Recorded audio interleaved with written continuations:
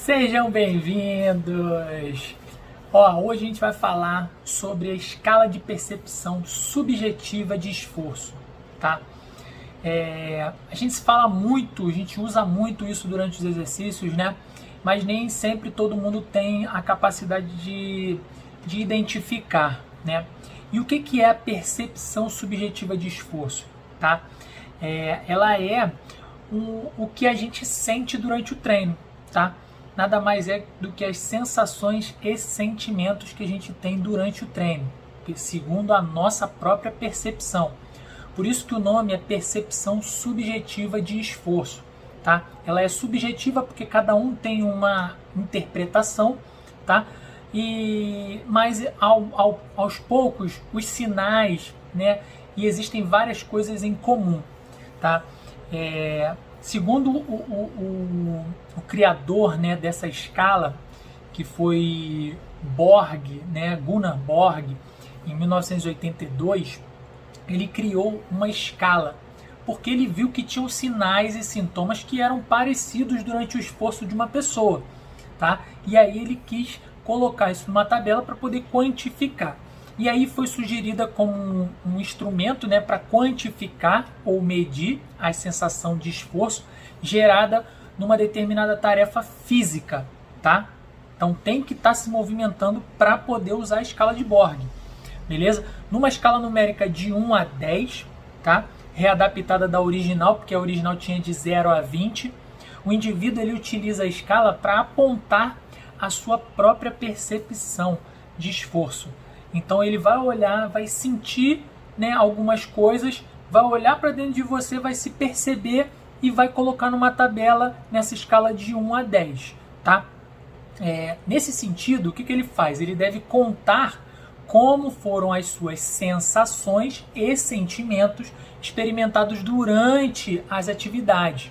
Que atividades são essas? Que sensações são essas? E que sentimentos são esses?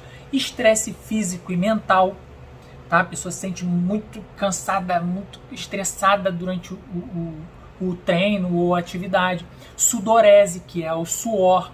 Aumento da frequência cardíaca, acelerar o batimento, coração. Respiração ofegante, acelerada, que a pessoa fica cansada. Dores musculares, sentindo aquela dor, né, na coxa, de aquela queimação no abdômen, no bíceps, aonde ela estiver sentindo. Cãibras, fadiga, falta de ar, náuseas, vertigem, porque tem exercício que dá vertigem, dependendo da intensidade, e até exaustão. O que é exaustão? Você se largar no chão quando uma atividade é muito intensa, a gente fica exausto, né? E a gente se larga no chão.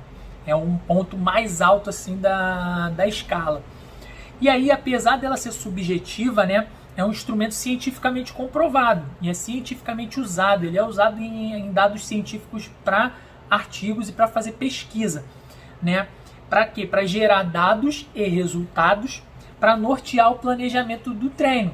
Então, assim, a gente usa isso como um norteador para saber o treino, né? Para poder planejar o próximo, para planejar a rotina. Porque não adianta você achar que está dando alta intensidade para alguém. Por exemplo, no treino top, a gente treina em alta intensidade. Então não pode estar na escala lá embaixo, né? Então se o aluno chega e fala, olha, eu mantive 3, 2 na escala. Depois eu vou explicar o que é isso. Não está valendo a pena. Então a gente tem que aumentar essa intensidade. Beleza? Ou então se estiver muito intenso, exaustão e tal, fazendo mal, a pessoa vomitando, tendo náuseas durante o treino, aí também tem que baixar um pouco. Então depende do objetivo de cada um, tá? Ela é de fácil acesso porque não precisa, né, de material algum, principalmente para os adultos que conseguem ter essa percepção melhor do que as crianças, né, por exemplo. E essa interpretação ela é mais clara, né, para os adultos. Então a gente usa muito com adultos. Apesar de que as crianças também às vezes conseguem identificar, mas muitas ainda não sabem, dependendo da idade. Então é mais acessível para os adultos, né?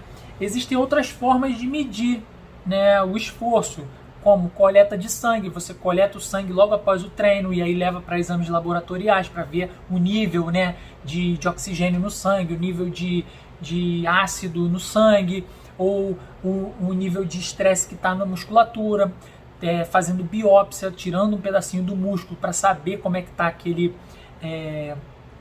músculo, né, durante o exercício. Existem também aparelhos que medem o oxigênio, aquelas máscaras que emitem o volume de oxigênio durante o exercício. A pessoa, dependendo da respiração dela, ela sabe quanto nível de oxigênio ela está inalando e quanto ela está soltando, né? Quando que está tendo essa troca, que é o VO2, que a gente chama. E também outros tipos, mas como esses precisam de aparelho, né? Eles são pouco utilizados, né? São pouco acessíveis para o público normal. Então eles são usados mais em alto rendimento. Você vê os laboratórios, você vê as estruturas de ponta para os atletas de alto nível. Então eles são usados mais dessa forma. Então assim, a percepção subjetiva de esforço, né, a escala de Borg, ela é importante. Cada vez mais a gente perceber, né, e a gente utiliza muito isso no treino top. É importante a gente ter essa percepção e desenvolver essa percepção. Porque tem gente que treina e não está nem aí porque está sentindo, ou então não sabe como interpretar. Às vezes ela está com uma dor articular e ela acha que está com dor muscular. E às vezes ela está com uma dor muscular e ela acha que é dor articular. São coisas diferentes, né? Às vezes ela está muito ofegante, mas ela acha que não está dando tanto efeito. Ou então ela está pouco ofegante e está achando que está numa intensidade boa. Então assim, é importante que a gente se perceba durante o exercício, crie essa consciência, tá? Com a prática da percepção, de se perceber, e aí isso vai ficando mais aflorado, e aí a gente consegue ter mais clareza em apontar durante a escala, tá? Agora eu vou falar um pouquinho sobre a tabela, vou mostrar para vocês aí, tá aparecendo para vocês agora, a tabela que eu coloquei, que eu uso no treino top. Ela é uma tabela que vai de 1 a 10, tá? Do 1 até o 3 é pouco esforço, tá? Bem leve a atividade, sensação, olha lá, sinto levemente movimento, sinto um esforço mínimo.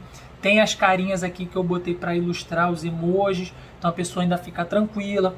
No 4 e no 5 já é moderado e um pouco difícil, é forte a sensação de movimento, calor. Olha lá, sinto leve calor, mas eu sinto exercício sem muita dificuldade, então é aquela caminhada um pouquinho mais forte, né? Sinto que começa a aumentar o calor, a pessoa já vai ficando um pouquinho vermelha, mas ela consegue de boa. 6, 7, 8, né? Já começa a ficar um pouquinho mais difícil, mais moderado, um pouquinho mais... Ela sente um cansaço, porém ainda consegue conversar durante o treino, né? Já no 7, ela já sente mais dificuldade um pouquinho, né, de conversar. Ela conversa, mas ela vai parando para respirar. E a respiração ainda está um pouquinho ofegante, né? Ela fica um pouco mais suada. No 7, no 8 e no 9, né, é a parte que a gente usa no treino top bastante, né? Do 7 ao 9, a gente já começa a ter um cansaço maior, ela não consegue conversar, ela tem que esperar um pouquinho para respirar antes de falar, né? No 9, por exemplo, sinto um cansaço extremo, não consigo conversar durante e poucos instantes após o treino, então ela tem que esperar acabar o treino para poder respirar e conversar. E o 10 é a exaustão, o desconforto, é aquela coisa que fica, que ela não consegue, ela precisa deitar no chão, precisa sentar, deitar no chão, é muito ofegante, né? Batimento muito acelerado também. E aqui na outra tabela eu coloquei também a sensação das pernas, a sensação no final aqui, ó, a perna vai ficando bamba. A primeira, a sensação da respiração, olha lá, a pessoa começa a ventilar muito. No meio, a sensação do pulmão e da traqueia. Então assim, a respiração ela vai ficando tão ofegante que ela aperta o pulmão. E aí também aperta aqui a traqueia e o pescoço. Eu sinto o ar, ele vem só até aqui, parece que está amarrado aqui a traqueia, né? E as pernas também, ela vai começar bem, daqui a pouco ela vai pesando, até chegar no 10 a perna tá bamba. Então fica aí a explicação. Se alguém tiver alguma dúvida, manda aqui nos comentários, me manda que a gente vai tirando. Eu espero que tenha ficado claro.